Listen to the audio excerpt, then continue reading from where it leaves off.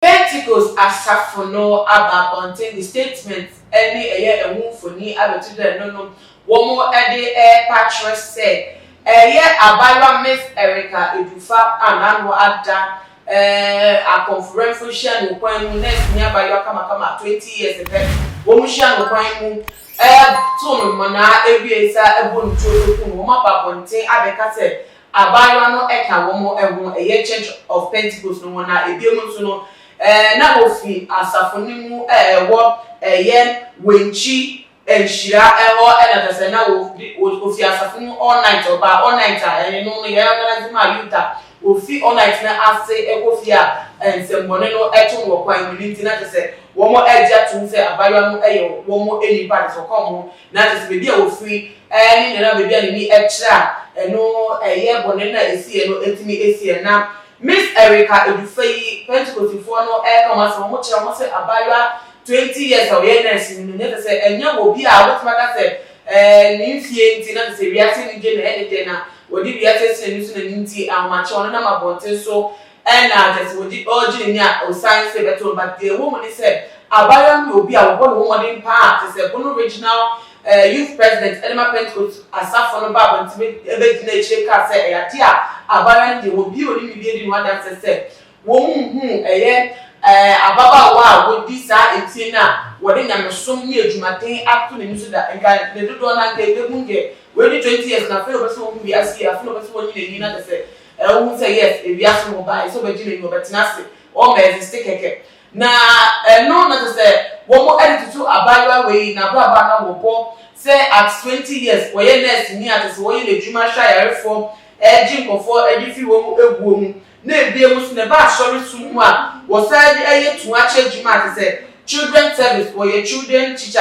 or children service for Pentecost Asafoni mu wo wenchi ehira wono and ebie musu no say youth leader wo the district church no emu at say na secretary eduma bebe ehyen sapa na ebie musu say local treasurer eduma Asafoni na say no eduma bi ana wodi Asafoni mu a sa boni we eto no community na so mo ka ede ka won say ebeya aban won sorry waka na won sha police for any CID for na se won mo nye ensem nhwe na kosi say abonefo won di se eduma won nye be cho mu nia na se de mra edu won na se atente ne be eduma nya sa dia azem we se dia ne tla ne to ase sa dia be ya reho pa se wo ba obo no mo di 20-year-old lady obo no mo di say na body statement to na the asem no aya asem kwa ebe ya nti say any one statement e wutia form Pentecost Asafo wo Ghana wo mo headquarters ebe to jam just Abayo no phone ya keka wa cheta no kwasem say wo ka Pentecost Asafo na se na yeche go sana wo so wo mu bi no sana asem no esifate na wutia form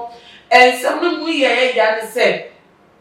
Abayo 20-year-old there enka afei eno ahye na ne bra ase utumi so we na si school kra ko nchai wonya poster wo hye eduma ase a wo yeduma na uti adansi de kra pa the youth president bono regional youth president edi to the fan no kra but things Abayo no nya wo bi a just ni mmre ya babom ye utumi se wo de ni bre na ahya baba se a wo ye no omia no wo sa dibie mu no betimi akonkan na wetu di nkuni ma babam ti se wo bi ewo initiative hu a wo bo no mo di eduma di tai station obe pese bebe musaman na police etimi tu no kwame ya bo bisa won say na ade na wiase mu kro ampo no esuma hye mu kabri say ana de kra na lipa tim esu nipa adua ye boni enko ase wedwe wa ase won ti wan ti da ba di ne mu no ye say owo so de eba enkra enkranti na say ebre bia no timi beto okwan moniti se wo nko ade se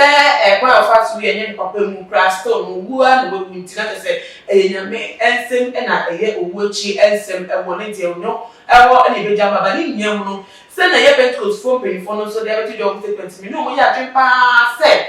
ni papa ne fo ne se ye mpe bi omo chira kwa be bi omo ko shinde se mo ye mpe omo e chira kwa ne mri go book enye sa dia ensem sisi se ni ye ne tra no bu ye be chi ne court case no na ma be se 2 years na ensem ye nke we e dia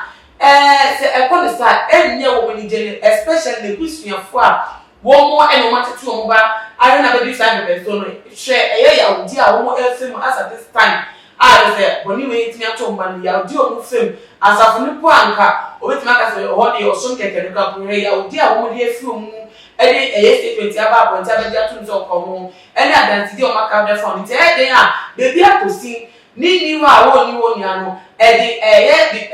I thought you know be was a few because you know when you grab police say say one take over Sunday school service no one take over the position as treasurer e bi mu so one take over the position as the next ni ejuma wo ya to say no no dey sha yare for actually